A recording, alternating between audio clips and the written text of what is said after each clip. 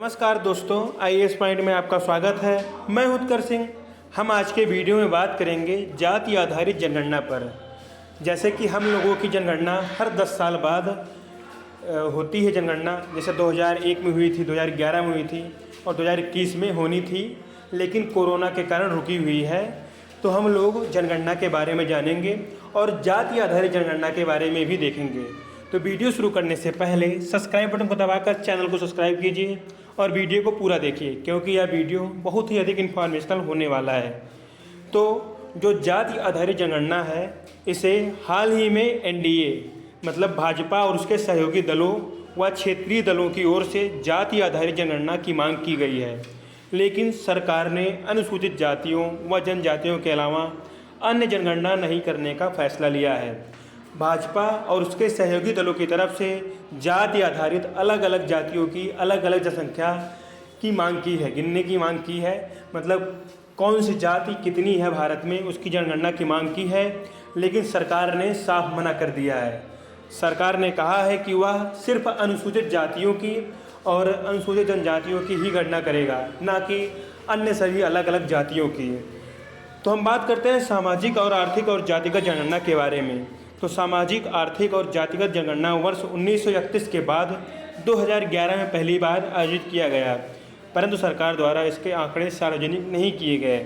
वैसे सिर्फ व्यक्तियों की जनगणना होती थी इससे पहले जितनी बार हुई है, लेकिन 1931 में और 2011 में, 1931 के बाद 2011 में पहली बार इसका आयोजन किया गया। लेकिन इसके आंकड़े जो जातिगत जनगणना है, ये तो गिना गया, लेकिन इसके आंकड़े सब सार्वजनिक नहीं किए गए, सबको बताए नहीं गए। जनगणना हो गई जाति आधारित, लेकिन इसके जो आंकड़े हैं सार्वजनिक नहीं किए गए। तो सामाजिक, आर्थिक और जातिगत जनगणना के द्वारा ग्रामीण और शहरी क्षेत्रों में प्रत्येक परिवार की स्थितियों के बारे में पता लगता है, जो समाज में व्याप्त असमानता का मानचित्रण प्रस्तुत करता है। अब बात करते हैं जनगणना पर।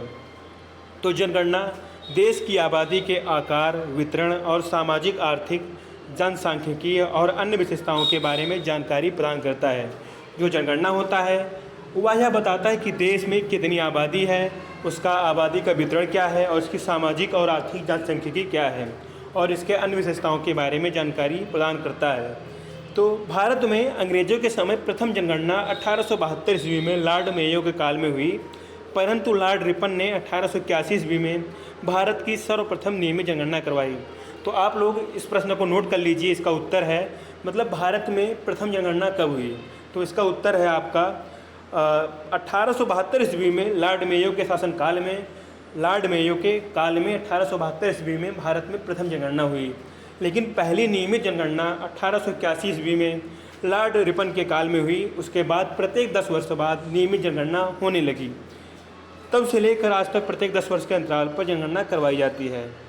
तो 2021 की जनगणना देश की 16वीं व स्वतंत्र भारत की 8वीं जनगणना होगी।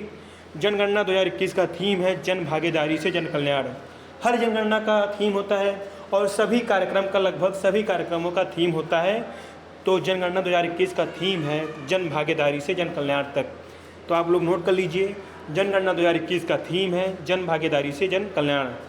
तो भारतीय संविधान के अनुच्छेद 82 के तहत जनगणना के बाद परिसीमन आयोग लोकसभा में राज्यों व संघ राज्य क्षेत्रों के प्रतिनिधियों की संख्या निश्चित करने का प्रावधान करता है। अब बात करते हैं जनगणना के संवैधानिक उपबंध पर। जो जातिगत जनगणना है, इसके संवैधानिक उपबंध पर बात करते हैं। तो प्रथम राष्ट्रीय पिछड़ा आयोग ने जाति विवरण के अभाव में वास्तविक लाभार्थी की समस्या को उजागर किया था, लेकिन इन सिफारिशों पर आज तक विचार नहीं किया गया है। भारत में सभी वर्गों को समान रूप से समानता मिले, समान रूप से अवसर मिले, और उसके बाद सभी वर्गों को एक लाइन में लाकर खड़ा करने के लिए जो पिछड़ा आयोग बनाया गया और अनुसूचित जाति आयोग बनाया गया, अनुसूचित जनजाति आयोग बनाया गया।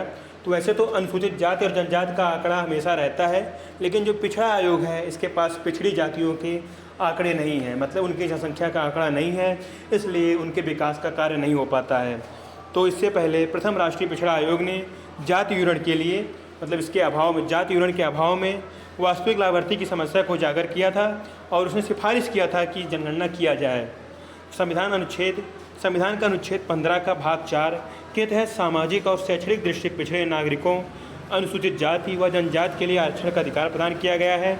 वहीं अनुच्छेद 16 के भाग 4 के तहत राज्य ऐसे पिछड़े वर्गों को आरक्षण प्रदान करती है जिनका प्रतिनिधित्व राज्य की सेवाओं में पर्याप्त न हो। इसलिए सामाजिक आर्थिक जातिगत जनगणना उचित है, जिससे वास्तविक स्थिति का पता लग सके। जैसे कि भारत में जो पिछड़े वर्ग हैं उनको अनुच्छेद 15 के भाग 4 और अनुच्छेद 16 के भाग 4 के तहत आरक्षण प्रदान किया जाता है, जिनमें अनुसूचित जाति व जनजातियों को और पिछड़े नागरिकों को जो शैक्षिक दृष्टि से पिछड़े हैं और सामाजिक और आर्थिक दृष्टि से पिछड़े हैं, सामाजिक और शैक्षिक दृष्टि से जो पिछड़े हैं उनको आरक्षण प्रदान किया जाता था। लेकिन पिछले 2 वर्ष पहले आर्थिक रूप से पिछड़े व्यक्तियों को भी आरक्षण मिलने लगा। तो सबसे पहले अनुसूचित जातियों की और जनजातियों की जनगणना होती है। इसके आधार पर उनका आरक्षण तो व्यवस्थित काम करता है, लेकिन पिछड़े वर्ग का आरक्षण जो है वह सही रूप से जनगणना के अभाव में पिछड़े वर्ग के संख्या कितनी है, कितने लोग किस जाति में हैं, किसको कितना उचित आरक्षण मिलना चाहिए, इसके बारे में जानकारी में अभाव है, जिससे सही रूप से आरक्षण का फ़ायदा नहीं मिल पा रहा है। अब बात करते हैं जनगणना के जो सामाजिक आर्थिक जनगणना है या जातिगत जनगणना है उसके प्रमुख बिंदुओं पर। तो सामाजिक आर्थिक और जनजातिगत जनगणना के लिए ग्रामीण विकास मंत्रालय, ग्रामीण क्षेत्रों व शहरी क्षेत्रों के लिए आवास और शहरी विकास मंत्रालय आंकड़ों को एकत्र करने में गृह मंत्रालय के अंतर्गत सहयोगी भूमिका निभाते हैं।